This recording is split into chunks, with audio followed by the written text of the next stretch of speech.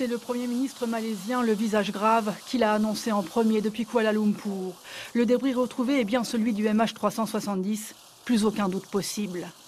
Nous avons maintenant la preuve, comme nous le pensions depuis le début, que le vol MH370 a tragiquement fini sa course dans le sud de l'océan Indien.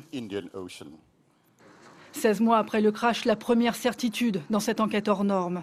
Il n'aura fallu que 4 heures aux experts français, malaisiens et américains réunis près de Toulouse pour arriver à cette conclusion.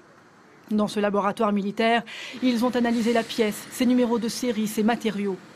Le parquet de Paris parle, lui, de très fortes présomptions. Les représentants du constructeur aéronautique Boeing ont confirmé que le flaperon provenait bien d'un appareil Boeing 777. Il a été permis d'effectuer un rapprochement entre la pièce examinée par l'expert et le flaperon du Boeing 777 du vol MH370 au regard de leurs caractéristiques techniques communes. Les analyses continueront demain pour tenter de déterminer notamment les circonstances du crash.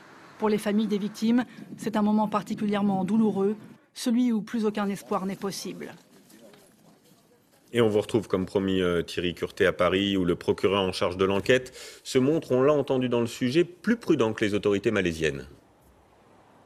Effectivement, un peu plus prudent, la conférence de presse du parquet vient de se terminer. Le procureur n'a répondu, il faut le souligner, à aucune question. Alors, je reprends ces mots.